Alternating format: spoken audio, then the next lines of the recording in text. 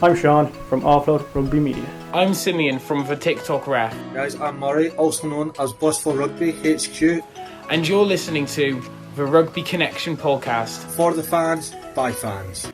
Welcome back to episode 9 of the Rugby Connection Podcast. We have a lot to talk about this week, from Rugby Sevens back to the Lions. Murray, how are you doing this week? I'm alright. Bit sore from rugby. I've now learned how to lift as a forward, which is interesting. And yeah, we've got a game we've got the Dundee Sevens next week. I've not been picked, but I'll be going through to watch the lads play. And then the 14th is my first game, hopefully, providing I'm selected. So yeah, fingers crossed. Heads to Edinburgh North, first 15. That's who the Crusaders are playing at home. The firsts are away to someone else. I can't remember. I won't be playing the first. I know that. I'll probably be at home. So there we go. There you go. Is that a league match, Murray, or a friendly? Or it's just a pre-season friendly, just to get the rust off the. Yeah. What league are you seconds in? Caledonia. And Simeon, how are you? Have you had a busy week? Been fairly busy back in the old WRU. Couple games, couple coaching sessions. Apart from that, it's been pretty good. Couple good games this weekend. Enjoy the Lions, but we'll crack on a little bit more about that later. Sean, how are you? Oh, thank you. Yeah, I nearly forgot that. Thanks, Billy Murray. No, I'm pretty good actually. Yeah, no, grand week, working a lot, but I'm delighted to be talking some rugby, and you can fill me in on the Lions because once again I missed the game live, which is a pity. But and I probably this is becoming a tragedy. Sean's just missing out on all the key games. Watched like us beat the Lions and beat the Stormers convincingly, and he's missing all the big ones. Yeah, no, I think in terms of watching live, I think there was only one of them I got to watch live, and even that one I was only half watching it because I was like on my phone and I was checking all the TikTok messages and everything, and I was like, the rest of them are all highlights, and I'm like, I think I'm watching these highlights. I'm just like, come on, Jesus, like give me some time off work, lads, come on. But anyway, we won't get too much into that. So anyway, sure, we'll crack on. We had the Olympic Sevens on this week. That was yes, pretty big games and pretty big week. Yes, we start off with men's, isn't it? Yes, men's started off, and brilliant tournament. Like, it got off to a flyer. I thought Japan, the hosts, could have actually shocked Fiji in the first game. The first game was didn't happen. What was it, 1 o'clock, and go, here's your first game of the Sevens. It set a good standard. Yeah, definitely. And then Team GB got off to a flying start. They finished 4th in both tournaments, so that's consistent. That's not much to complain about.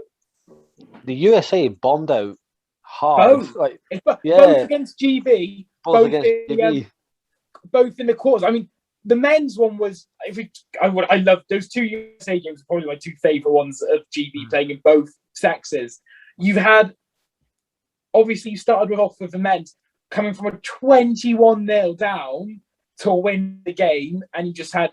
It was just amazing. You had a yellow card in that game for deliberate knock on, and it killed the USA. They just didn't know what to do, and then it kind of went from there. And then the women's, that was the best performance they put in the whole tour. Like the women, I'd say the women's tournament was much better than the men's. I enjoyed the women's loads more. I thought the quality of rugby was outstanding, and it shows how the women's game's grown massively. But Team GB just took apart USA, just grinded them down, scored tries, got out to Jazz Joyce, who obviously finished joints with Michaela Blade of New Zealand as top try scorer of the tournament, the only Welsh player in the women's GB, and she bombing just won us games, saved us in games. It was ridiculous how fast she is. Which tells you the talent of Jazz Joyce. If we finished 4th and she was joint top try scorer, so that's unreal. Fair play. It was, and like she's only 25. She's only going to get better. And my other thing is. People were like, oh, it's the women's Zamet. No, she's better than Zamet because she can tackle. She does not miss a tackle. I don't care. She doesn't miss a tackle, scores more tries. Done. And commiserations, Sean. I mean, it was your first Olympics as a Sevens, but they did play good rugby, just not in their favour. Yeah, I think. I think we played a good, strong South African side who obviously also bombed out, as we know. Strong South African side. Kenya, we beat them on the final day to give us a bit of a chance, but it wasn't enough, unfortunately. And then we lost to the USA. We just didn't, for the first 5 minutes in that game, we hardly had the ball. And in fairness to the USA, they were clinical in terms of getting ahead. So yeah, it was a pity. But as we said, first Olympics. Hopefully we can build on from there. The RFU has said that they're committed to sevens, which is nice to hear, because always there's a lot of talk around that the RFU are always putting too much funding into sevens over the past number of years for very marginal return, which I see the point of that, but I don't agree with it. But anyway, look, it wasn't too bad for the first Olympics like we did in the World Series, but yeah, absolutely delighted. And you both mentioned USA there. When I watched the GB USA game, I'm not going to lie, I thought GB were crashing out in that quarterfinal, but wow, they showed some serious characters. What a comeback. Yeah. And you know what? Congratulations to Fiji, back-to-back Olympic champions for the men's sevens. Just a whole different class. Let's be honest. And then also they won their first ever women's medal in any sport, getting the bronze. And I just feel like, even though we lost to Fiji in that third place finish, I never feel sad losing to Fiji. I'm like, you know what?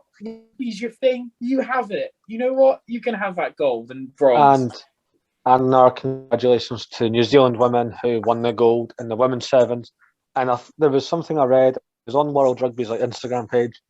5 of their sevens players have won Olympic gold, Women's World Cup, everything you can win in international women's rugby. And there's 5 of them that have done it. I'm like, I think one of them is Portia Woodman. I didn't think she had a best tournament, but she's just it showed the class of New Zealand.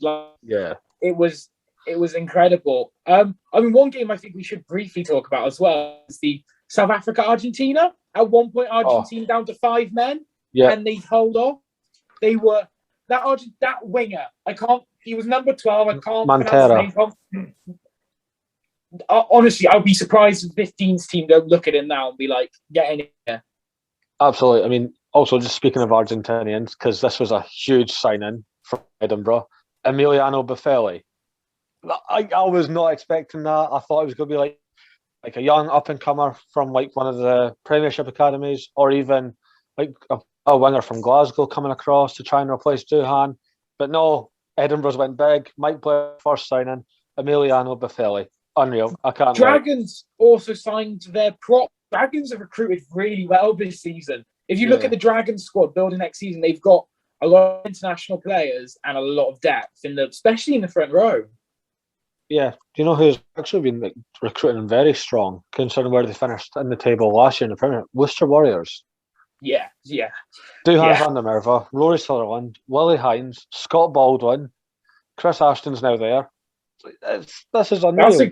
Those are 5 players who will make that. Duhan and Chris Ashton opposite wings. On the wings. Jesus. What age would Chris Ashton be now? Was he 31, 32? Yeah, 31. Yeah, got to be 31. Would he be older? God. No, because he was a cross-code player as well. He came from he came from because he's from Wigan, isn't he? Yeah, and he's played everyone in the Premiership. He played for Northampton, played for Saracens. Who else did he play for? He's played for Northampton. Sale, yeah. He just added. Wasn't happy at Sale. Went to Quins, fell out there, and then signed for Worcester. Okay. You know what, mate? You, Chris Ashton. You crack on. We love.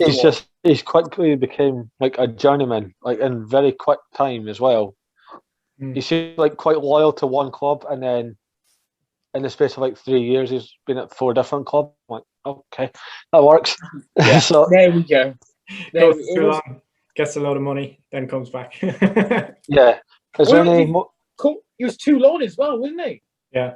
Oh yeah. There you go. Toulon. When he top try scorer that year, Sean? Because I know you follow it more than. Yes, I remember. Yes. Yeah, it could well have been. Yeah, I remember the one Chris Ashton moment at Toulon that stands out to me. I think it was in the Champions Cup. I can't remember who they were. I know what he's going to say. I know what he's going to say. I think it was in Toulon, yeah. And I think he got the ball, was it in 5 meters out or something, or in his in-goal area, and he tried to clear it. And he sliced it, and then they scored in the corner. I think it was a crucial try as well. I think whoever they're playing might have won. I can't exactly. It was Bar. It was Dr. Jones that scored the try. Yeah. That's just hilarious. Not his proudest moment. No. He's a great player. Never playing fullback again. That's the way of the any more transfer to talk about? I know there's another one in Edinburgh, but it's not really a transfer. It's obviously we know Richard Cockrell left, and then Scotland assistant coach Mike Blair got the nod, and he was an absolute legend as a player at Edinburgh, and I'm beyond happy for that as an Edinburgh fan. Yeah. Ospreys, I know this was like a week or two ago, but the Ospreys signed Alex Cuthbert. Back three: Alex Cuthbert, George North, Dan Evans. I was kind of slacked on one side with Dan Evans. Or you put George North at 13 at Luke Morgan, who's a very, very good underrated winger. The Ospreys have got a good team next year.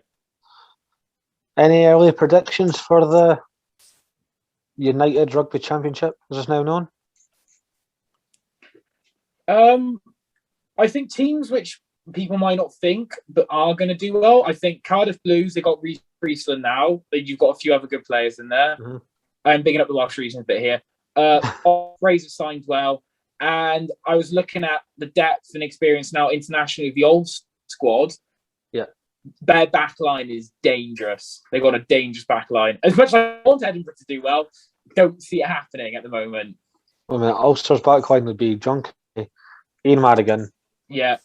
Stuart McCoskey. I don't know. Luke Marshall. Oh, yeah, Luke Marshall. Jacob Stockdale. Robert Belkin. And Michael Lowry. Michael Lowry or Addison. One or the other. That works. And you could start Hume at 13 either. He's pretty good. I do like Hume. True. He is decent.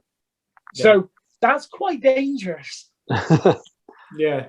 I mean, like Ulster have always kind of been that team who I thought have played good rugby, but they just, when it gets to the end of the season, or even sometimes in the middle of the season, they look like they're going to do very well, and then they just slack off. It's like play such good rugby. I reckon Ulster are. I think I said it months ago. It's time for one of rugby's sleeping giants to finally awaken, because everyone knows who Ulster is.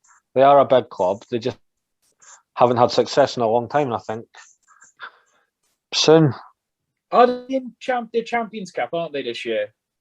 Yes. I reckon if they're going to do it, they'll do it in the United Championship.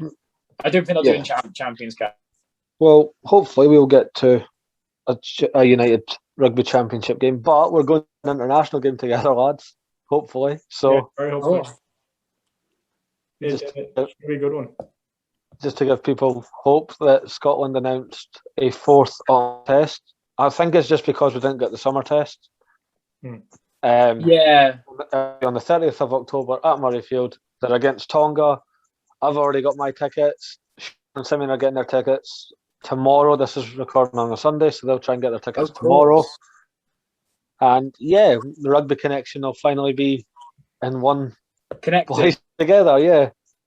Are you looking forward to the hopeful trip up to Haggington or whatever it is? Haddington's for your game? No. It's so far. It's not. It's like half an hour from Edinburgh. Okay. It's far. It's far for a newbie. Yeah, it's not far. Don't worry. Oh, I'll live. People in Edinburgh who I ref don't hate on me. I'm only new.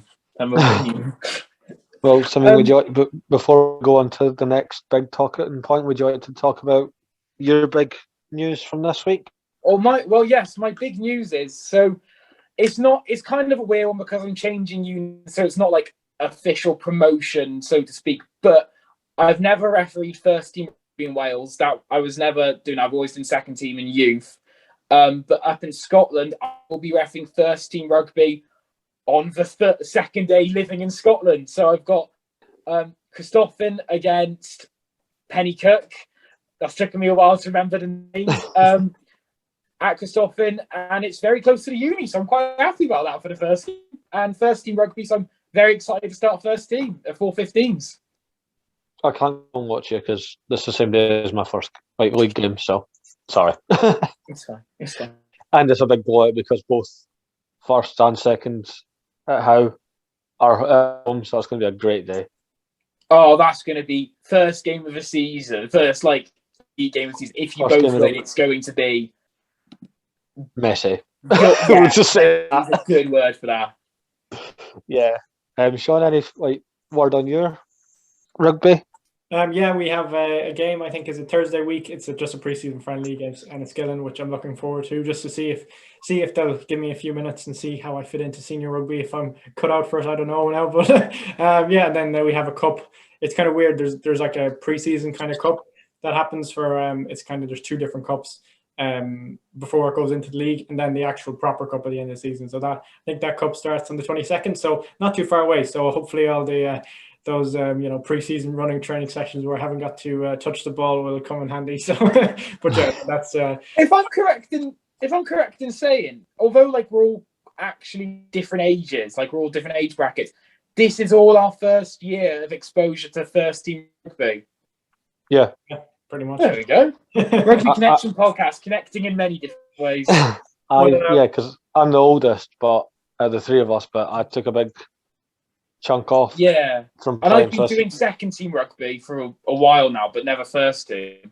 This is my first senior level because I don't know if I'm be playing firsts, but I hope to be. I'll say that's my aim. You'll probably get a few run-outs. With my club anyway, it's kind of weird because like there is no second team, so there's only a first team. So like it's not really first and the second team. It's only one. So it's just like I'm going on to senior pretty much from under 20s. Well, I didn't even get to play any under 20s because of COVID, stupid COVID. But anyway, anyway, we'll put that C word behind us. I think we'll move on anyway to the big game yesterday, Lions against South Africa, second test. Yep. Obviously, South Africa came away with the win. But just before we touch on the actual game, there was a lot of probably you could call it strange antics during the week by the director of rugby, Rassie Erasmus. Oh my God! I think. Sorry, go on, Simeon. You go first. Go first. Okay, so first of all, I think the one thing. Well, obviously there was a whole controversy last week about him being the water boy and how, and then that feeds into something else that he brought up later in the week. But there was a controversy around Jaco Johan, for those who didn't hear, which is a Twitter account that it said in the bio, the real Rassie Erasmus. And this Jaco Johan used the same video software as Rassie Erasmus when he posted up videos on his Twitter account. And so Rassie Erasmus was retweeting and, sharing tweets from Jaco Johan that were conveniently, bashing the Lions. And then it was brought up in the press conference and he denied it. But then as we came to later on the week, he released that video where he criticized Nick Berry for an hour, basically. And then it said at the end of the video, it said more by JJ, which we could only, assume, which means Jaco Johan, which is very funny. But that is absolute madness. I think that video, first of all, this will be my little rant, lad, sorry. But that video, I respect what he's doing in terms of criticizing, the ref, or pointing out things that probably weren't fair. And I think there were things that looked a little bit unfair, but I don't think it was fair by him by calling out the referee in an hour-long video the week before the test. I think there's a place for that. You don't do it publicly. I think if you want to, criticize the referee, you send it directly to World Rugby. It doesn't go public. Probably shouldn't have been done on the week of the second test. It put a huge amount of pressure on Ben O'Keefe. Now, obviously, his tactics probably paid off, and he can either be a genius or a crazy man. But I think he probably looks like a genius after the result yesterday. But I don't think it was fair on the referee. It's never fair criticizing any referee, and it's just kind of one thing the rugby holds over every other sport is respect. And that one kind of wasn't playing fair there, Rassie. I don't know what did you think, lads, on that whole? Well, it really ticked me off. As I said last week, like obviously we all don't have the best performances of refereeing. Like I mess up sometimes. We're human, right? And yes, that wasn't Nick Berry's best performance. I've seen him ref some really, really good standard games. That wasn't his best.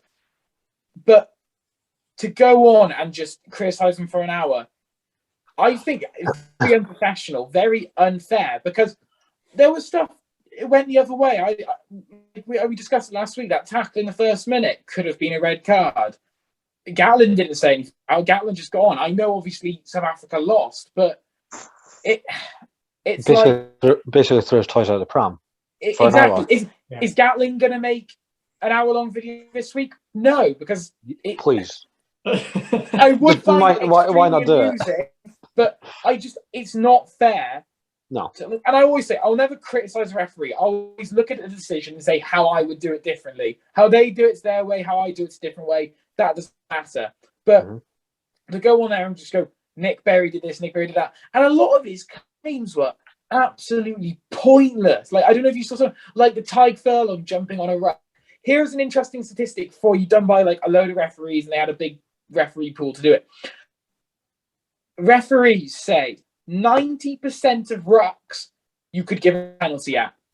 But the way you ref it is because, and you look at it, every ruck, if there's someone in a car shouting, through the side, off the, yeah, they're probably right. To get a clean ruck is very rare. But if it doesn't affect the game, if it's not affecting anyone, you let it play on. It's playing like that. So what Rassie's asking for is a game to be stopped every 2 minutes, which it was this week.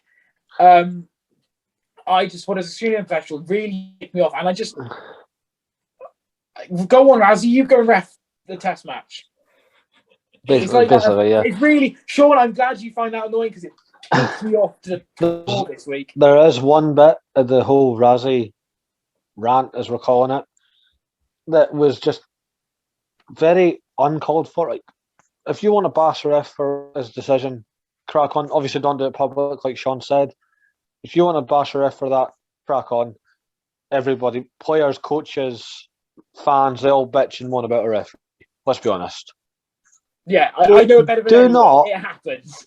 Do not just pretty much or solely call out Nick Berry as a racist. I don't know if you've seen this bit. They brought in the captains, and it's like he gave Alan Wynne-Jones all the respect, and it's like he laughed at Sia Khaleesi. I was like, what are you watching? No, he didn't. How's he laughing at Sia Khaleesi? Please explain. Yeah. Because Nick Berry's a happy person, so he smiled. That's not laughing at someone. I actually think it was our good friend Kyle shared it. I think it was Kyle. Yeah. I was like, you'd either die a hero and it's Rassie with the World Cup, so all smiles and that, or you live long enough to be the villain and it's this interview. Well, exactly. And it was like, sorry, lastly on like the whole ruck thing, he was talking about Tyg Furlong jumping on rucks. He was slightly pushing over a ruck, didn't collapse, it didn't affect the ruck. He was kind of just standing there. He never made head contact, wasn't even near the head. He was near his back and it wasn't hurting anyone. And he's going, I can't do his accent, but it's not allowed. Like, he's allowed, it's fine. It's not, it shouldn't be happening. Well, how about all the time she dived in the ruck? Because South Africa did not stay on their feet in that game. No. So, and again, did he mention the Lacano arm thing within the first minute? No. Exactly. And I won't criticise Nick Berry for not penalising South Africa when they're slightly off their feet. Because, yes, in the law it's illegal, but didn't affect the game. They either retained possession. The Lions didn't compete for the ruck very much last week. They only competed when necessary. And it went the same way. So I don't get what the big issue was. I do not get it. But should we talk about the actual test itself? Yes. And you know what? Before we get into the depths of it, well done, South Africa. You showed up this week and you got a convincing win. And now it's actually all to play for. Let's be honest. We all kind of wanted it to be all. Everyone wants a third test, winner takes all. It makes it more intriguing. And yeah, there's a lot of talking points. Obviously, we'll go into it a bit more when Simeon gets his little rant with the whistles and cards. This week, I don't think it's ref talk this week. I think it's ref rant. Ref rant, rant this week, lads. But I think this was a massive wake-up call for squad selection for the Lions. We've been banging on like Dan Biggar as first choice because he's cool, calm and collected. He got found out rapidly quick in this game. Owen Farrell came on, I would say quite early, about 35 minutes to go in the game. Did nothing. He went with his shoulder into everything, and I was like, he's going to be. No. I was like betting he was going to be sent off that game. He went with his shoulder. Owen Farrell doesn't go in with the shoulder. Come on, just like Faf. Yeah. I'll get on to him in a minute. So Dan Biggar got found out ridiculously quick this game, and anything he did, there was no one. He couldn't answer it. Owen Farrell came on. They've come from the same cloth. It's very much the same style. Again, he got found out quick. We will do our squad at the end of this episode, but you need you need Finn Russell or Marcus Smith at 10. Yeah. You need controlled chaos is the term. You need a maverick. You need not just pass to the hands or an up and under. You need pass, chip and chase, corner kick. You need constant, spontaneous. And I think a lot of the bashing for certain players was very unnecessary. I feel, do you ever read ruck.co.uk? Sometimes, very rarely, though.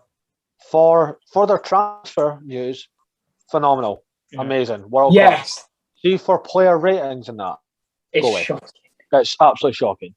Like, granted, majority of the players on this team did not play their best game. They will play better games in their career, absolutely. Like, but somebody gave Stuart Hogg a 2. I'm like, it wasn't a 2. It wasn't great, but it wasn't a 2. 5 or 6. It wasn't his best game. Definitely was not his worst. But again, Stuart Hogg's one of those players. He has one bad game and bounces straight back from it, and then won't have another bad game till. I don't know when the last time I saw Hogg have a bad game was. Exactly. To be honest. So I mean, it's so far in between, and people are wanting Chris Harris dropped. Like, have you been watching Chris Harris was my Lions player. If you had to pick a player at the Lions, I thought Chris Harris was the best player on there. He made that really dominant hit in the first minute. Yep. He attacked well. He defended well. I thought Chris Harris was I thought he was fantastic. I think Conor Murray got found out. Conor Murray again, as even the Irishman himself. What did you say before this tour, Sean, about Conor Murray? Yeah, I said he shouldn't have been picked, especially on form. Exactly. So out of the 3 scrum halves that are actually on the tour, only one genuinely deserved to get picked. And I'm not bashing Conor Murray or Gareth Davis. Like, they are incredible players. Like, they are professionals. So they're obviously in that mix. But to me, Gareth Davis isn't even the best scrum half. I got told he's not even the best scrum half in the Scarlets. So let alone Wales. He's not. I'd have taken. So instead of Conor Murray and Davis, I'm going to sound a bit Welsh biased here, but I think it's fair. I'd have taken Thomas Williams and Kieran Hardy. Would have took one of them. Or Danny Kerr. And Danny Kerr. Yeah. Yeah. Or even like players like John Cooney and stuff. Like, I know they haven't played much international rugby, but they're good. They're better than Conor Murray. Agree. This, let's be honest, this, especially the first half, this was not a rugby game. This was a war. There was pushing and shoving and snaps, left, right, and centre every 3 minutes in this game. It was unreal. The first one, Clash of the Titans, Alan Wynne-Jones and Eben Etzebeth getting acquainted, and my God, that's a terrifying sight. Just Alan Wynne-Jones just laughing in the face of Eben Etzebeth. I mean, you're a madman. He did it against England. Every time he plays England, he just laughs. I love it. He just laughs at everyone. And my annoyance of the game, it's not even the result. Obviously, the discipline for the Lions, that's what lost them the game. And South Africa played it smart, kicking at goal. Makes sense. Most top teams would do that. Nothing against that. My big issue is Faf de Klerk. You do not get pushing and shoving, scrapping, going around the throat. He stood on Ken Owens' chest last week. Nothing happened. He's shoving, he's grabbing folk by the throat this week. Again, nothing. Faf, get a grip. You're a world-class player. Get your head out of your ass, because it is getting beyond the joke now. Do you know wwho was also bad like that this week? And we'll come on to me wanting to send everyone off in a minute. Colby. You're 5'2". You're 5'2". If Weeks was rugby 50 years ago, Alan Wynne-Jones would have you in hospital. Yeah, there was a sneaky one that caught a lot of pushing and shoving. So it was just after Colby took out Conor Murray. Again, I mean, you're going to go into that in more detail. He took out Colby. Colby took out Murray, sorry. And Tom Curry went over, kind of like, what you doing? That's my mate. Maro Toji pulled Tom Curry aside, went, leave it, mate. Stood kind of in an angle so Tom Curry was blocking the ref. And then Maro shoves Cheslin. Cheslin thought it was Tom, went for Tom's throat, and it became a big kerfuffle, and more stuff came from that. Actually, a lot of players that I don't expect for pushing and shoving got involved, like Stuart Hogg and Willie LaRue, they got very close to each other and pushing and shoving. And Someone got a again, bit hungry as well, I heard. no. We'll get into that as well. That didn't happen. It didn't happen. I will back my claim. I'm not going to like hurl abuse at Simeon. We're just going to have a heated. I think this one's going to get heated this episode. But again, I think we'll do it last. I don't mind pushing and shoving. It gets the game a little bit interesting and gets go on, get him sort of thing. Stop trying to get your hands around somebody's throat. I don't care if you're a British and Irish Lion, if you're a Springbok, if you play for Italy, if you play for your local grassroots team. Stop going for the throats. Like, you're a ref, Simeon. I don't know how you cope with I was getting fed up. I'd have just, we'll come to ref talk in a minute because I'd have sent everyone off at this point. That's, I don't know if Sean got the same message as me, but I was like, oh, we've got a lot to talk about in the episode, and so I'm just going to send everyone off. I literally sat there going, what was it, 63-minute half that was stopped at a match. I was sat there just for half time going, send everyone off, call off the game. If that was grassroots, it would be called off. Yeah, it would be called off. What I don't get, and again, I don't bash refs. I'm not a ref, so I can't criticise in depth. But there's the first scrap, we'll call it, with Alan Jones and Eben Etzebeth and all the players got involved. As soon as that finished, Ben O'Keefe went, right, captains, come here. That will not be tolerated. If it keeps going, there will be cards shown. There was 4 more of those in that first half, and not a single card was shown. So that's inconsistent. I will come to that in a bit, but yeah. But you know what I mean? If you bring them in on the first go, be like, keep that going, and there will be cards, and then keep saying it and not hand out cards, he's all talk. That's Do you know what? I'm just going to mention, before we get into proper ref talk, I'm going to talk about that. I threaten, if it happens once, I threaten it. I go, again, especially if I see the same, if it's a completely different set of players, I'll let it go one more time. If it's the same players, off you go. It happened a couple of years ago. These two players just had it out for each other this whole game. They went one thing on the floor. I went, no more of that. Came in, yellow, off you go. Literally, I do not. If you keep fighting, go away. Yeah, and we'll come more into that in a bit. But just unreal. And I know it's a test match. I know it's a Lions tour, and you want to be the best. This was just so fiery and temperamental. It wasn't even a scrappy game. Like, ball in hand on both sides was actually good for the most part. I don't think anyone's thinking about it. It was all right. I've not thought about it at all. All I can think about is my list of cards. Yes, I'm the same. Sean, do you have anything? I know you didn't watch the game, but what you've seen the highlights, so the good bits of the game. What did you think? Well, from the highlights, I thought it looked brutal. Obviously, you touched on all the, the nitty gritty kind of argy-bargy stuff. It did look fairly brutal. Like, it looked like a, fairly, that both teams were kind of going at each other, and you could see, obviously, by the temperament of the players that, both sets of players wanted to win and knew how important this game was. It looked fairly brutal. Obviously, there's a lot to talk about on the card side, as you said. But just from the actual rugby, one thing that I noticed was that for that Mpimpy try, obviously the Lions left space in behind in the 22, and obviously Squid Rugby, he talked about it a lot. South Africa rarely kick inside their 22, yet they did. They scored. Anthony Watson. It was like a 5-on-2, I'm going to say, overlap. They kicked a great kick from Pollard.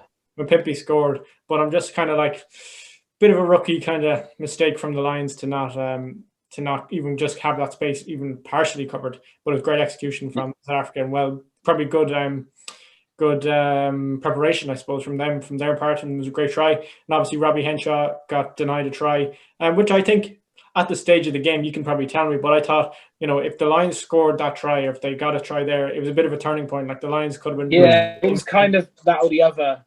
Yeah. I think this is again another consistency thing with TMOs and refs. Sorry to interrupt there, Sean. No, like you just said, Robbie Henshaw's try was denied because there wasn't substantial evidence that it was grounded. Fine, that's okay.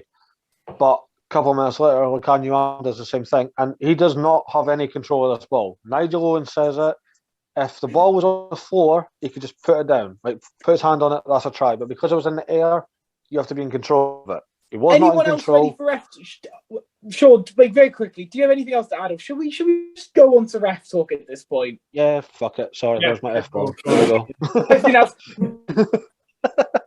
Murray, you were ref. Hello to ref rant. Right, Murray, you were spot on. You have to be in control of the ball to score a try. So if the ball's like bowling along the try line and you just slap your hand on it, that's because you can't not or cannot. It's not in control, but you cannot be in control. The ball's just on the try line. You're not holding it. You just slap your hand on the ball. That's a try. Fair enough.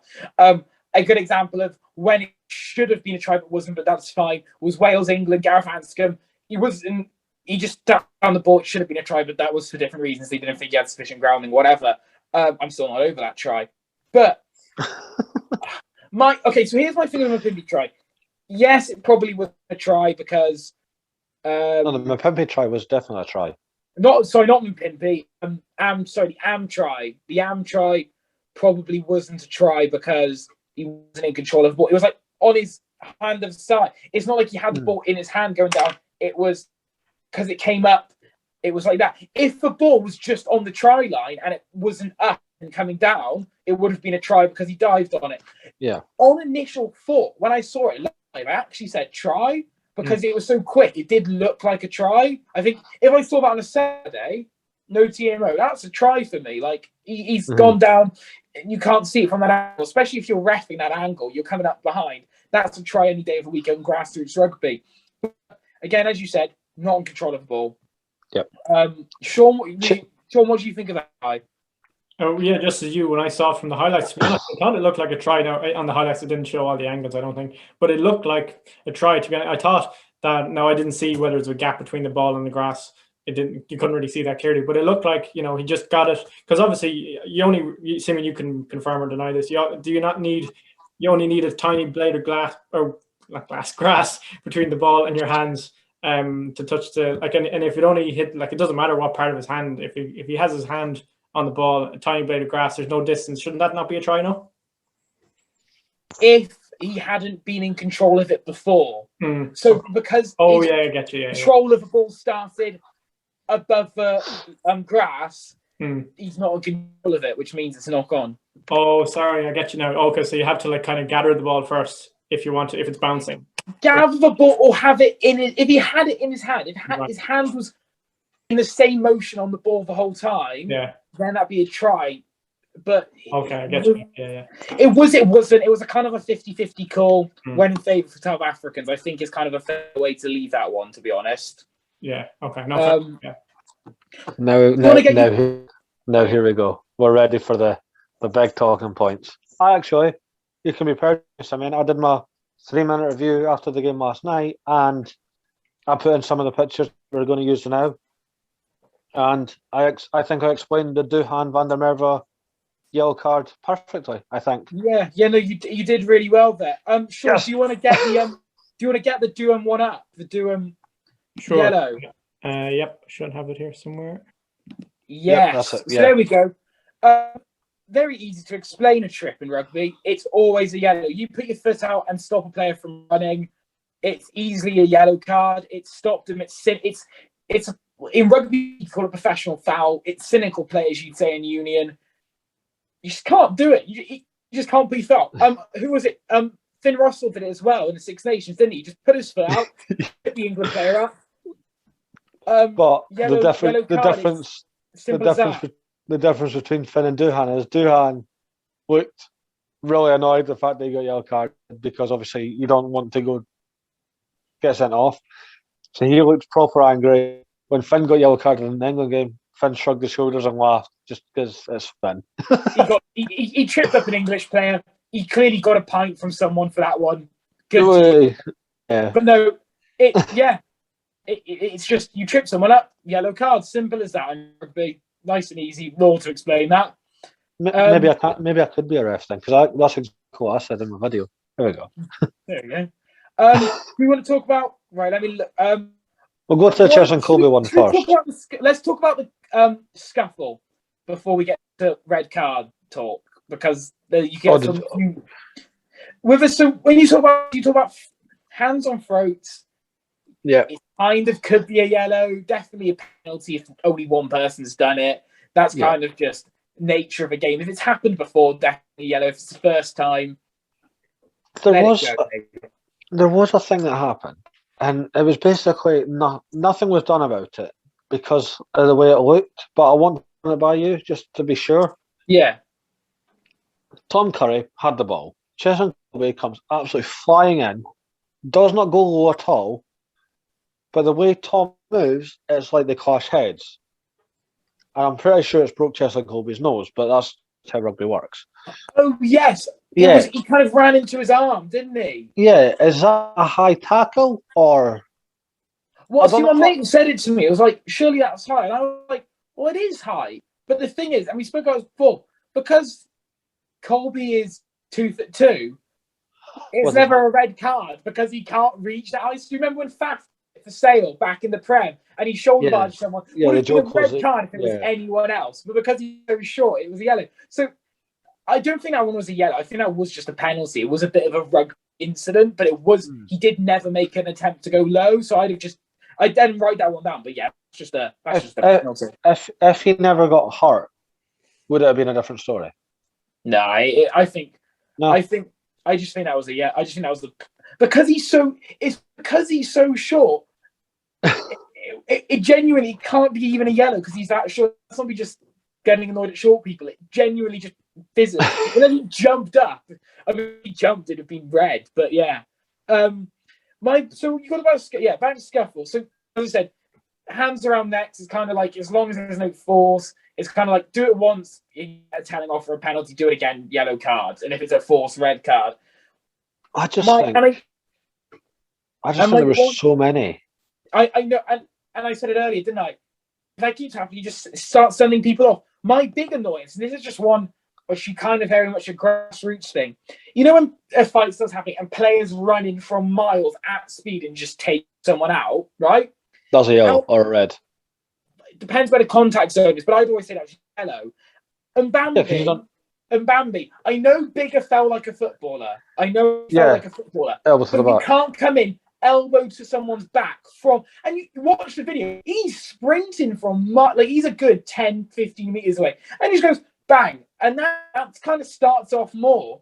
So I know now, and I'm just going to start at this point, right, to anyone listening and to anyone at this point, if I was reffing grassroots, I'd have just started sending people left, right, and centre if they started doing stuff wrong to get the game flow. I know it would get the game flowing because people would be like, oh shit, the ref's not messing about. You've got to set, with reffing, you have to set a standard. And the standard you've got to set is if someone does something wrong straight. I always said it, first game of the season I reffed. 2 minutes in, gave a yellow card, high tackle, shoulder to head contact, mitigation, he was going low. I went, that's the stat. I literally went to the captain. I've set a standard before the game. I've told you if that happens, it's a yellow. Sent him off. Nothing happened the rest of the game. And it's so hard because there was so much going on, and I can't I'm at no point in this am I criticising Ben O'Keefe because he saw what he saw, and I always say if I had this on a grassroots, everyone would be off at this point. But if I saw that, I'd have had him pimpy off. I'd have had maybe one. But I definitely have him a pimpy off for just running in. Like, you've got a clear and obvious one to go, look, he's run in from distance, push someone in the back. That's a clear yellow card. That's a standard set. Shouldn't happen again. Did you mean Mbadumbe there? But yeah, I can't say, yeah. There you go. But you should set that standard and get him off. Now, obviously, should we get the red card up from this? The one which started, the Colby. The Colby, yeah. Because that's caused... because like I said it in the match review that we just did, like it happened, Tom Curry went straight over to confront Colby. Maro Toji said leave it. He then shoved Colby. Colby thought it was Curry. He went for Curry's throat. And then you've got the separation there. Then Mbadumbe comes in with a flying elbow, which causes more stuff. And then on the other side of that, you've got Stuart Hogg, which we'll get to as well. We've got Stuart Hogg and Willaroo. Yeah, we'll get to that. We'll come to that one at the end because that one's going to get messy on this. But so you have Colby. He takes out Conor Murray straight in the air. So immediately you're at yellow card. You're like, shit. Do you have the photo, Sean? Sorry. I'm not even sure if I do. Give me a second to check. For our viewers on YouTube. I do. Yeah. Screenshot. Hello, dog. Again. Oh, Alma's back, everyone. Weekly appearance. Guest appearance. Guest appearance. Yeah. So, I mean, this isn't even the head contact bit, but look at it. He's not right. And I always say, eyes on the ball is not mitigation because you've got to contest the ball. If you've got your eyes on the ball, great. That's good for you. You still got to protect the other players around. End of the story. Eyes on the ball means fuck all. That rhymed. I'm very proud of myself. So he's on the. I mean, it makes it. He's on the floor and he just takes out his leg. Conor Murray lands, and I've mentioned this before, and other refs have said it, and penalties, red cards for this ball. If you use your arms to stop yourself from landing on your head, that shouldn't be mitigation. And a lot of it, it was England Argentina years ago. Ellie Daly got a red card. The player used his arms so he didn't land directly on his head. But if he didn't have arms, he'd have been straight on his noggin. But your natural instinct, regardless if it's that height or even just to trip over your own feet, you put your hands out. It's a natural thing to do. So it's natural instinct of a body, isn't it? So that shouldn't be mitigation. If you took his arms away, Murray goes straight on the floor in his face. I think. Yeah. And there we go. Face, head, red card. I get it because it's awkward because of the arms, but until now, I've seen the arms always been taken out of the equation. So I don't get why that wasn't a red. Sean of Murray, I've got a question just based on it. Say Chef and Kobe went off feet as well to contest for the ball. Would that be carded? No.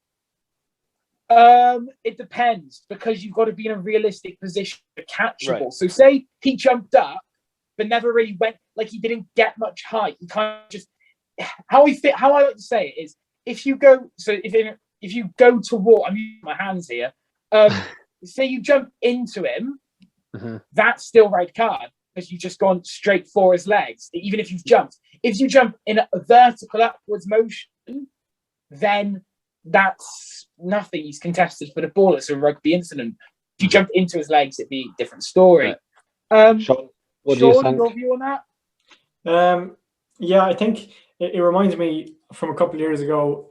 Ulster were playing in the Champions Cup, and I believe the first minute of the game or something, it could be even the quarter final or something. Jared Payne went up, something very similar, or he didn't even go up. I think he just basically stood there. Player went down, was probably injured, and he got red carded. So I think it looks very similar like that. If you're as you said, Simeon, you got to take care of the player that's going up. You got to be in a really realistic position to catch the ball. He wasn't, fell on his neck. Potentially dangerous, regardless, as you said, whether he falls on his neck or not. It's always going to be dangerous. So I think probably should have been red. I remember that because he and Henderson they both were getting really annoyed with the ref, but that was a red card. Yeah. You're saying that Conor Murray put his hands out, which is a natural instinct, like we've just said. But look at the replay. His face still hits the ground. Pretty quick. Quite badly. There's going to be some severe grass burns on Conor Murray's face today. And also just to finish on the Conor Murray one, the height, like how high up, Conor Murray's a tall guy, and he's had some height there, so he fell from a good 4 feet, and that's that pace is high. Right, Murray done. Faf. We don't have a picture of this one. No, it wasn't. It was replayed once. The TMO didn't even pick it. No, the South African TMO didn't pick it up. I don't remember who it was on. I think Henshaw maybe. Faf never goes low. And from the angles I've seen, it was direct shoulder head contact, which is a clear-cut red card. I'd say that was more of a clear-cut red card than the Colby one. Yeah. Because you can argue with the Colby one in some ways, but you got shoulder. That one miffed me completely. I saw that live, went, great, there's going to be a red card, and then not even a yellow, nothing. But this, we discussed this in the match section of this game. Faf is a great player, but he's so temperamental. He's actually, in my opinion, right now, he is worse than Owen Farrell. 100%. There is no need. I get your scrum half. I get you're the link between the forwards and the backs. I get that. But there is no need for you to start barking like a bloody Rottweiler trying to back up even Etzebeth. Even Etzebeth is 6'8". I think he could handle himself. Let's be fair. Yeah. Even Etzebeth does not need a security guard, especially one 5'6" and has beautiful blonde hair. Doesn't need it. But every breakdown, every pushing and shoving, you could just see Faf in the middle of it, and like he's not even going for like Conor Murray or any of this. He's going for like Alan Wynne Jones and Maro Itoje and that. And like Simeon said, 50 years ago, you'd be dead. It's unreal. And then every time, like, again, I'm not bashing Ben O'Keefe here, but like you said, the same player constantly get them off. Mm. Yes, there was a lot of push and shove between Etzebeth and Jones and Itoje and LaRue and Hogg and blah blah blah and so on. And Curry and Kobe had a few back and forth. But Faf was every push and shove in this game. Yeah. Faf was there. And I'm like, this is how much I noticed that Faf was a nuisance, and not in a good way. When he got subbed off and Herschel Janches came on, nothing happened. Exactly. It was clean, wasn't it? Honestly, I'd start Ryan Ack for South Africa the next game. I love Ryan Ack. Yeah, he's Ryan so Ack good. He's a good guy. And right. Now, we all think I might be bashing South Africa. Well, if I was the ref, half the fucking Lions would be off as well. So let's get into what we do with the Lions, starting with Maro Itoje. And Sean, you have a picture for us. Yes, I think I do. So very quickly, news before we get the picture up with Maro Itoje. He is looking like he's going to be signed. They're going to check it out. They're going to see if it requires more investigation. Which I wonder if they'll do that with the other three, but we don't. So far, they haven't seen it. Obviously, this is just a picture, and there was more. But from what I've seen, Maro just sits there, looks at Diolande, and just starts ramming his knee and legs just right into his throat. You know what that reminds me of? And I know it's a different body part, but I feel like this won't get touched on. And because, do you remember in the Six Nations when Ellis Gaines just started throwing punches at Sexton? Yeah. Nothing was done. Now, to me, that's practically assault. Yeah. With the Gaines incident. This is one of the ones where it's like, this is cynical. He has chucked his knee. Like, honestly, I've said it for ages, and I said it all talk. Itoje shouldn't be there. He's going to do something like this. And then he proves me wrong last week, and he's now done it. So, honestly, if Itoje gets cited and given a 3-4 week ban for that, crack on. He deserves it. Like, that is just that. Sorry, to finish. With the two South African ones, they were technical reds. They were taking the man on the air in a high tackle. This is just cynical. I'm not defending Maro in any way, shape, or form in that one, but is he actually like just? I know the picture just shows you his knee on a throat, but is he actually just like went in and stuck his knee in the throat, or is he like slipped? No, he stuck it. Like, he looked at him and went, have a bit of that. Oh, then that's a ban then. Yeah. Just because I was about to argue if it was like a rock and Maro was in the rock and Diolande was the one to like release and he can't get out, so put your hands up, and like Maro slipped and it's a knee in the throat. That's a rugby incident. That's play on.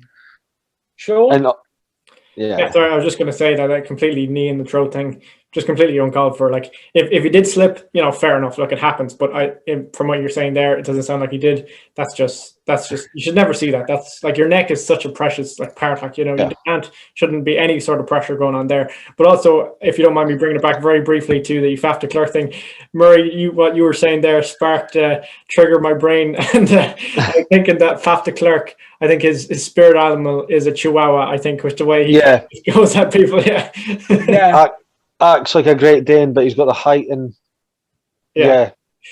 all bark and no bite. But like, this isn't the first time Faf's done this. Look at the World Cup. He went for Jake Ball. Like, Jake Ball would eat you. He punched Alan Wynne Jones in the face. He's not scared. Let's be fair. Jake Ball does not give a flying fuck. He just died. Oh, we're gonna have to count the F bombs. That's 4. I've counted. 1, 2, 3 from Simeon. Jesus, it's been a bad week. Let's be honest. Right. Should we now get really heated? Who's ready? Yeah. Oh, you're going to have to pick a side, Team Murray or Team Simeon, because this is going to Sean, what side are you on for this one? Well, I actually don't know what side I'm on, but I know that there's something we got to show them. Did Hog bite Willie LaRue?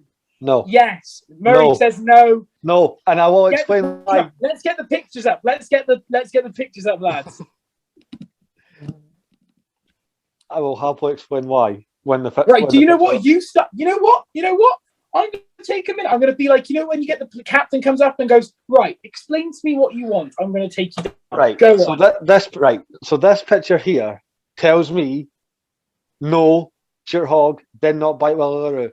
The picture where it's on his butt, you can see the numbers, possibly. But this photo here, and I'm going to need a lot of Scottish viewers to back me up on this because it only makes sense in Scotland.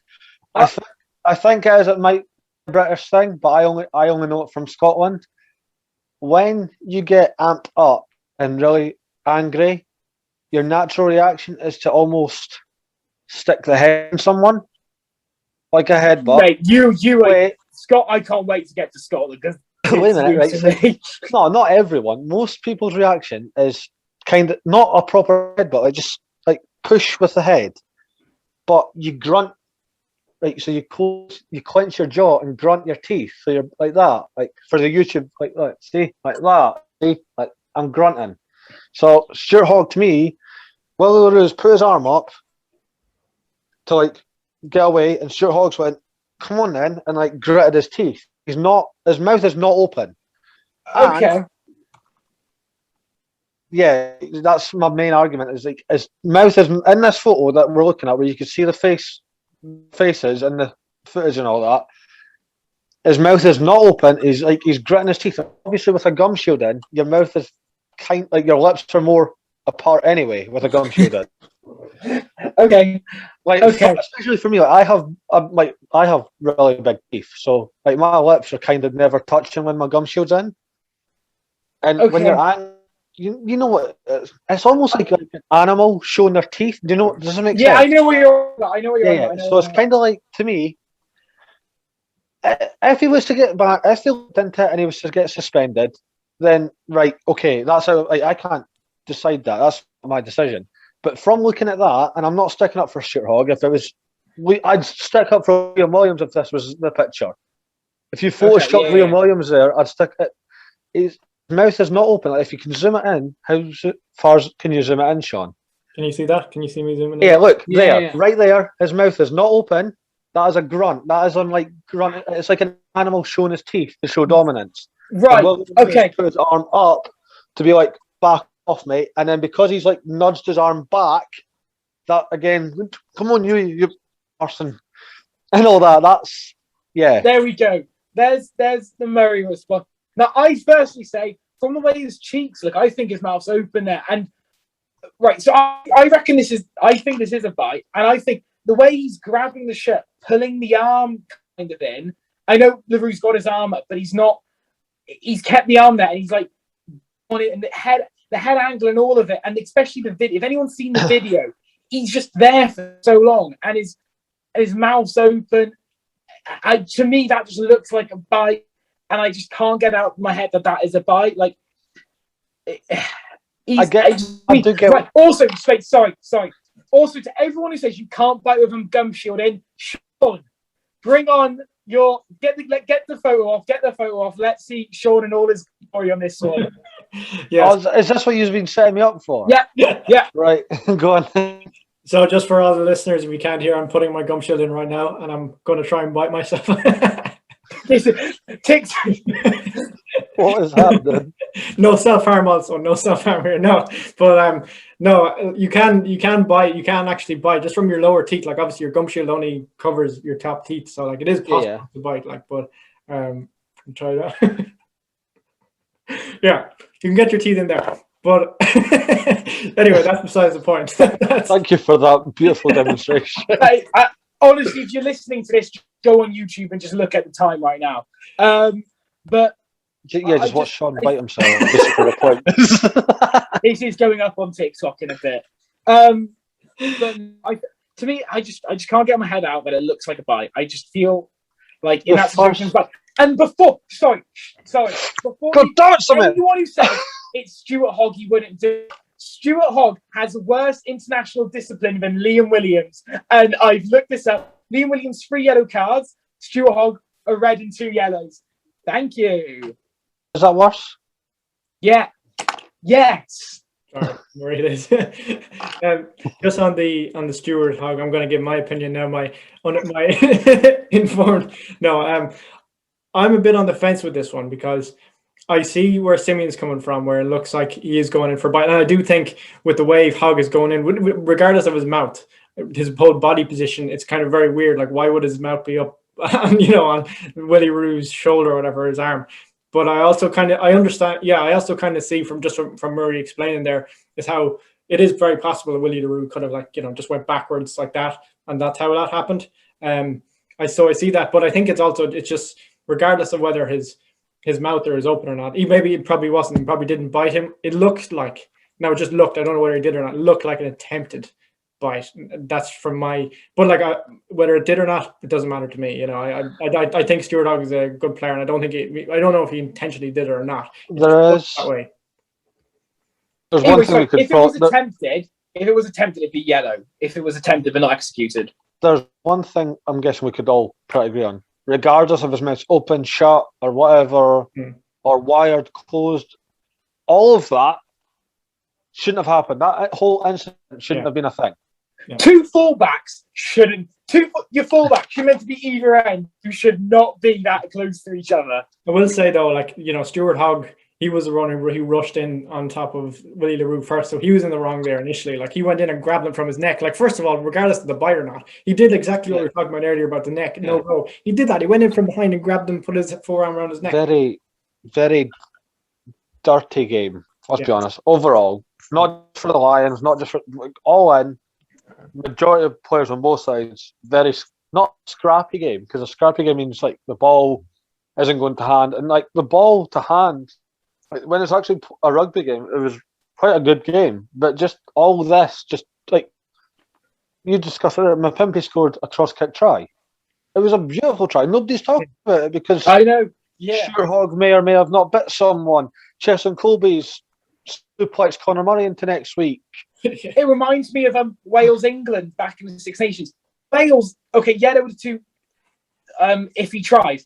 Wales destroyed England every other way that game. And even before the Zammit knock on, the Welsh it was beautiful, but no one talks about it. No one talks about how good Wales were that day. You talk about the ref. It's like Scotland Wales. It was a great game. Lucy Sam scored a great try, but Sandra Ferguson got head. That's all that matters. Exactly. Right. I think that's right. And breathe. We're all good. We're all friends. Should we make some teams? Should we make some teams, chaps? Yeah. Oh yeah, because this does not just need some changes. This needs a full reboot. Are we going to do our normal way of we each do front row, second row, blah blah blah together? Yeah, it's the Rugby Connection way, so we'll keep it that way. Sean, would you like to start us off? No, I actually would not. I would like one of you to go first, please, because I'll go first since you brought out props and that to try and go against my theory. That's fine.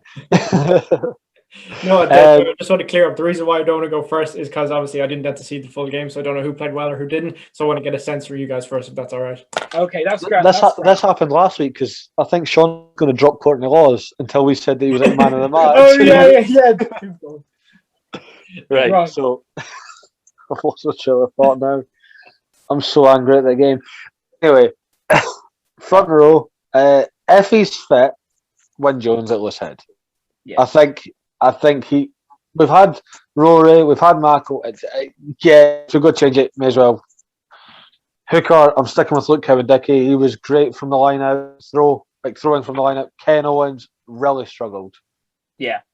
So sticking with LCD. And you know what? I'm sticking with Tyke Furlong. He's not put really a foot wrong, apart from jumping on somebody's back, apparently, which... Right. No. But yeah, so my only change in the front row is Wyn Jones. Simeon? I'm the same, only Wyn Jones. But if he's not fit, I'm keeping Mako in because Roy gave away so many penalties. We're not going to talk about that. Fair enough. Yeah, Sean? John? No, I'm exactly the same. Win Jones, who can Dicky type for it. Can't go wrong.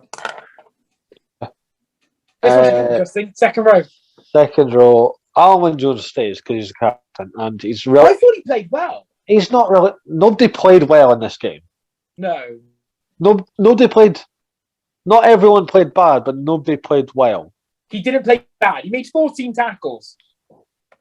He laughed at even it's a bit. It merits a start. There we go. Captain Alan Jones stays. I'm going to change Maro, not because I actually don't think Maro really did much wrong apart from the knee. But obviously, if he's back, he might get suspended. So I'm going to try and play, like, say he is suspended. Obviously, you can't pick him. I'm going to move Connie Laws to second row because he was formidable when he came on. I know I have to go all the way back, but when Connie Laws came on for Alan Jones against Japan, he slotted him perfectly and it was the right choice. So Connie Laws at second row with Alan Mann. Right. I forgot Courtney Laws was on the pitch this week, and on that I drop Maro because I want to, and I am, and I'm bringing in Ian Henderson because when I come to my backs, we need more experience in the forwards, and I think Ian Henderson would sort a good line out with Cal Dickey and Alan Wyn Jones. So doing that. Yeah, that's fair. I'm not against that. Sean?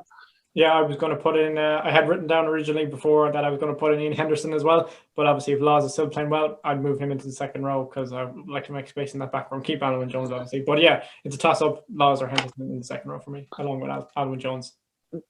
Yeah, that's it. So back row, me and Simeon kind of discussed this last night. It could either go two ways, so I'm going to give you two options at blind side. You're going to have Tom Curry on the blind side or Tulipi Faletau. If you pick Faletau for 6, it makes more sense as my number 8. If you pick Tom Curry, Faletau 8. There you go. Open side, Hamish Watson. I think dropping him entirely this game, big mistake. Yeah, I think he'd have done well in that game to come on. Actually, I'm not saying he would have made like a big difference because the game is so far beyond like one player coming on the bench, off the bench. But he's consistent. Let's be honest, he is a great player. I'm not Scottish biased at all. It's just he is the right man for this choice. If, like I said, so number 8, if you've got Tulipi Faletau at blindside, I want Sam Simmons at number 8. Again, this is the last test.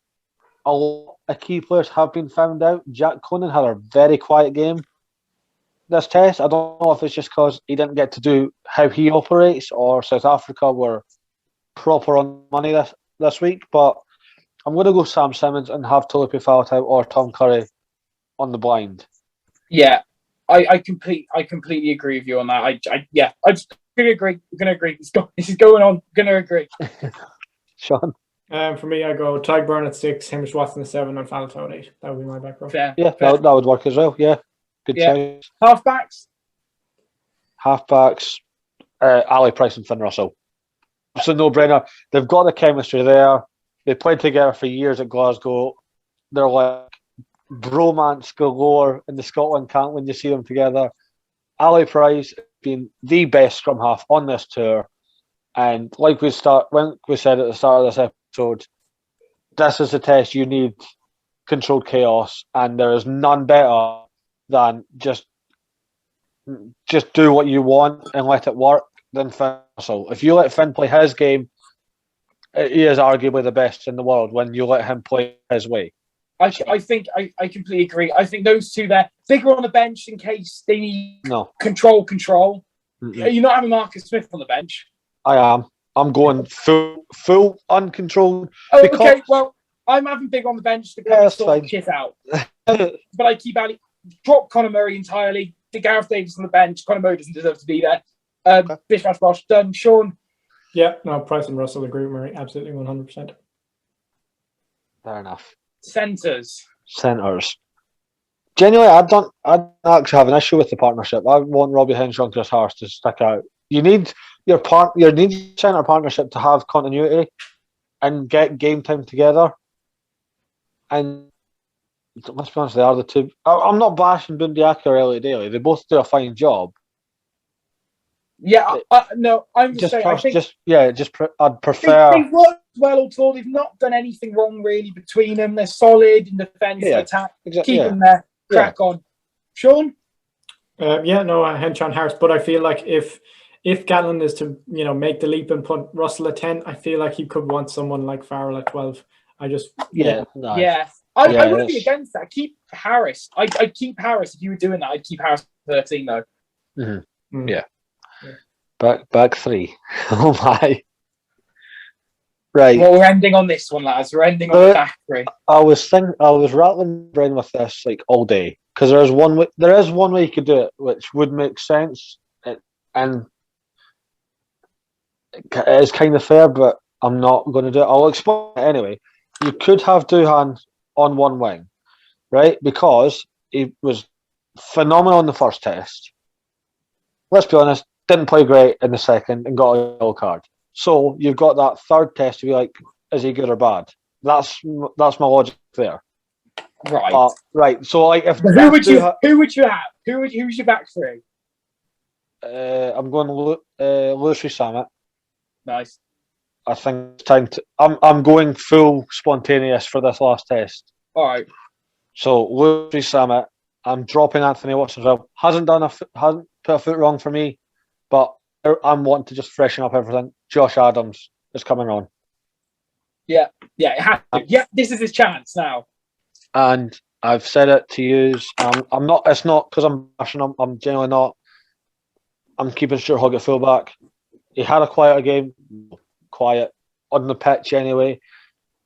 May or may not have gave a love bite, but anyway, on his day, in my opinion, on his day, he is just leaps and bounds ahead of like everyone else in the Northern Hemisphere at fullback. Yeah, and folk keep bashing. Oh, he got dropped in the last two games for Exeter, and Liam Williams started the first few. Right, but Stuart Hogg's played the test, so Stuart Hogg's still the favourite. No, I think if Stuart Hogg gets cited for suckling at Willaroo, I'll just say it like that because I said he didn't. But yeah, if it comes that he did, obviously that's out of my control, or he goes down with like leg cramp or gets seriously hurt training, then yeah, Liam Williams does make sense because he's good under the high ball. But if Stuart Hogg is fully fit and isn't suspended, Hogg all day, every day, because Josh Adams could cover the high ball if he did. That's okay. I'm going for once, not full Welsh bias. I just think it worked. I am going the winning Six Nations back three. Adams, I love Stuart Hogg. I've spoken about this before. I love Stuart Hogg, but I just think he needs Zamet, who is good under the high ball, and Adams and Williams, who are fantastic. Chuck him back there. They didn't put a foot wrong in the Six Nations. They caught everything. Last week, the three who were starting couldn't catch a high ball to save any of their lives. So, and how South Africa looked to be playing, it's a lot of kicking, box kicking, and the Lions are found out in the back three massively. So I completely changed it up, bringing a whole new back three. Zamet could do some naughty stuff if he gets a bit of space. So I'm not against having maybe Liam Williams on a wing with Josh and Hogg. That could be interesting. But that's not my pick. I'm going. Yeah. Adams and Hogg. I get that's an idea. I'm just going full Welsh on the back three. They all know each other. They work so well with Wales. The chemistry be fantastic. I think a lot of people are. I've heard a lot of Scots say drop Hogg. Actually, I've seen a lot of Scots say drop Hogg. So, Sean, you're the Irish one in this situation. You've got no Irish back three players to pick. That's what I've called for. Apologise. I'm sorry. Keeble should have been there.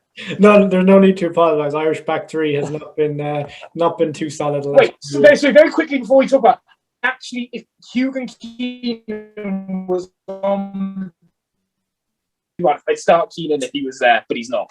Thank you. I gotta love some love for Hugo Keenan. I appreciate that. Love Hugo Keenan. Love him. I would completely go with either of your back threes, to be honest. I think they're pretty good. But just for the sake of kind of mixing things up, I went with Adams on the left wing. Wanted to kind of include Lewis Rees-Zammit. but I went with Ian Williams on the other wing, and I decided to put Elliot Daly at full back. I think wow! That's a good one. I quite like that. I know it's not. Go. You know what? Have it. I don't know why that gave me a guttural reaction there, but there you go. I don't know why. Look, I mean, like Elliot Daly, he's not too bad on the high ball. He's a solid fullback. We all know how good of a kicker of the ball he is, except unless he doesn't find touch and kicks it straight to Ches and Colby. But and he could easily be used as another type of playmaker. We've seen how good his passing has been in his pass selection on this tour so far. So I think why not? Yeah, that's there we go. Valid points. There we go. So we're 9 episodes in. 9 episodes in. We've got August already. It's crazy. Yeah. Next week we have the MLR final, because that's on tonight as of recording. So you'll find out you'll get a full detail from Sean next week. Hopefully. And then we've also got the final test. That's it, really. I mean, there we go. In Wales, we're going back into league fixtures this week, which is very exciting. So, have you already had your pre-season friendlies? Yeah, pre-season's done. We're on proper leagues next week. We're not. We're on. Oh, sorry for yawning. We're on a sevens tournament next. So this coming Saturday, if I are at the Dundee Sevens, if you see me, give me a wave. I don't know who listens to us from Dundee area, but go for it. If you see me, give us a wave. I'll be watching, supporting the lads, and then I'll be back at the clubhouse to watch the final test. So there might be some drunk messages coming your way, lads. Let's go. I will be dying this week I'm going to plug it anyways because I said I'm going to. I am doing a charity cycle ride from Cardiff Bay to Bangor, North Wales, not Northern Ireland, for Loose Heads Men's Mental Health Charity, specifically in rugby. Obviously, good to tackle the stigmas. He's also doing that. Yep. Links in my Instagram bio, links in TikTok, is on Facebook. It's around. Comments. Yeah. I'll probably send it to Sean. You can probably put it in the link for this in the video. Yeah, there we go. So yes, I'll hopefully not die, chaps. And if I'm sure you'll be fine. If I'm not on next week, it's because I'm dead in a ditch in the middle of North Wales. So there we go. That's if you make it to North Wales. Oh yeah. Scary place, North Wales. Scary place. Aye.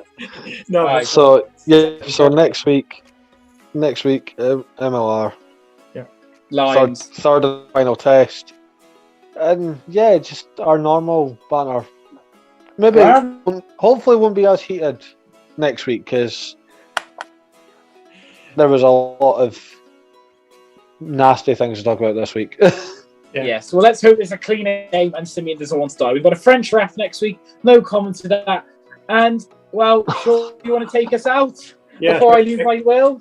Sure, and that's just actually what I was thinking while we were talking about this episode.